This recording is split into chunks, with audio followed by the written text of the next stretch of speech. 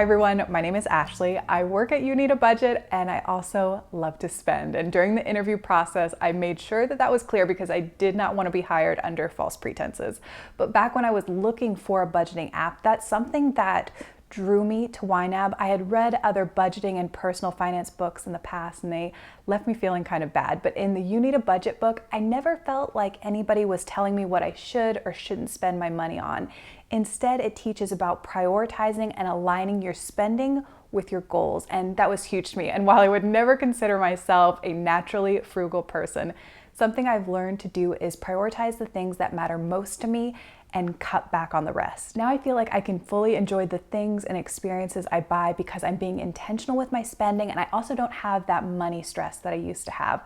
So today I'm going to share 5 things I've done since using YNAB that have helped me cut down on my spending and get it under control. The first thing I did was to create a wish list. This is my pen and paper one and I also have a digital one that I keep in Notion. I used to be a huge impulse shopper. Even as a little girl, my mom would say to me, just because you walk into a store doesn't mean you need to buy something. And I don't know why that concept was so hard for me to get, but especially today, whether you're shopping online at Amazon or you're just running into Target, it's so easy to impulse shop. And Target has a couple danger areas. At least for me, it's the home decor section and the book section.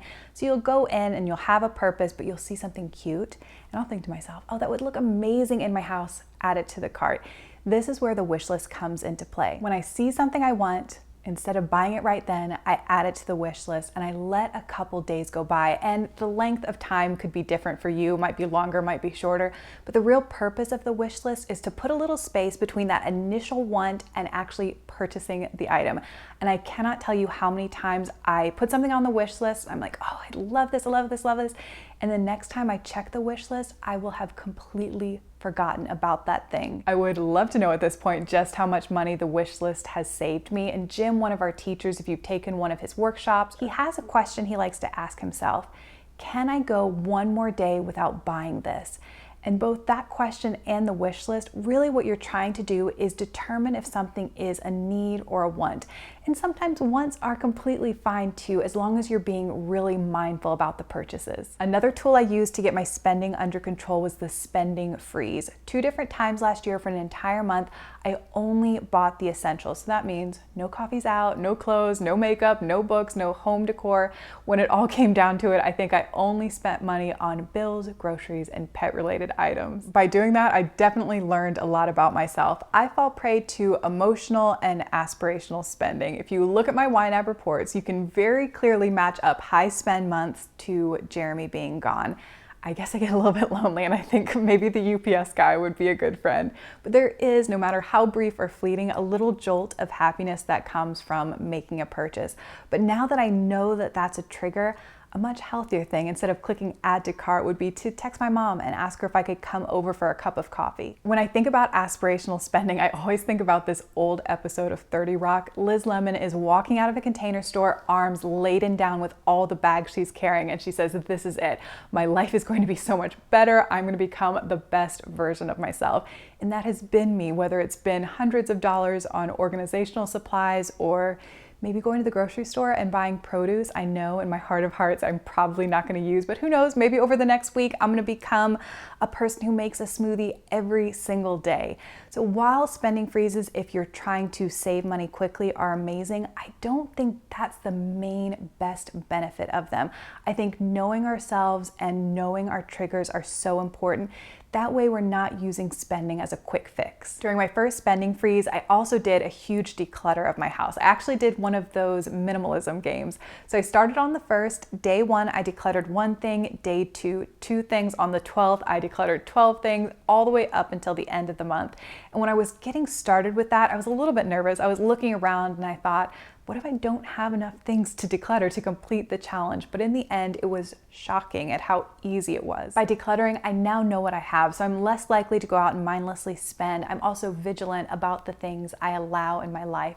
I used to fall into the trap of going to a store and seeing something beautiful or something that was so me and feeling like I had to have it. But now I know that you don't have to own something to appreciate its beauty. You can admire it all you want and it doesn't have to come home with you. And I feel like by keeping my home more decluttered, I'm more focused, and I can be a lot more creative. I feel like the wish list, spending freeze, and declutter were on the emotional side, and this next one is much more practical, but it is very powerful, and that is to check your budget when you're out shopping. In my very early 20s, I was living at home, so I had hardly any bills, and I had my first real job.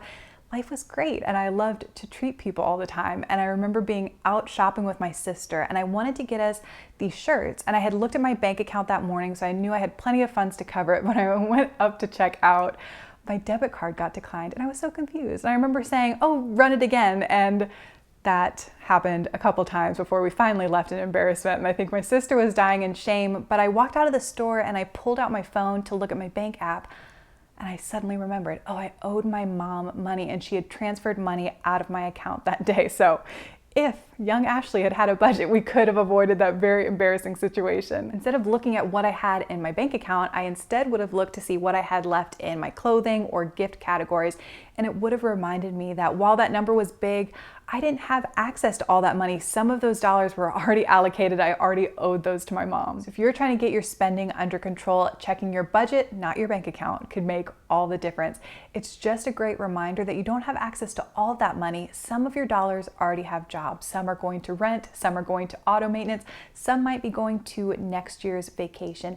It just gives you all the information so that you can make the best spending decisions. Building off of that is my fifth and final tip, and that is to find the money first.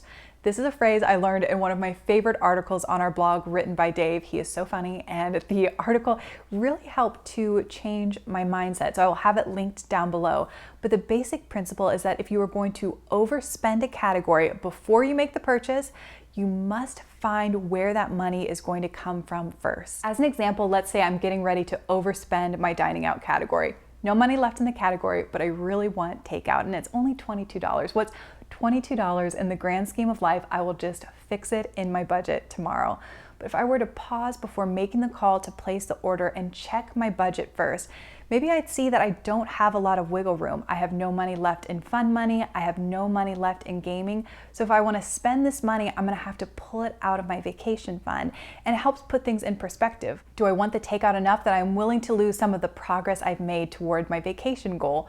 Maybe the answer is yes. Maybe the answer is, you know what, I'm just going to scrounge through the pantry and make do for the evening. Those are the 5 things I've been doing to get my spending under control: the wish list, spending freeze, declutter, checking my budget while I'm out, not my bank account, and finding the money first.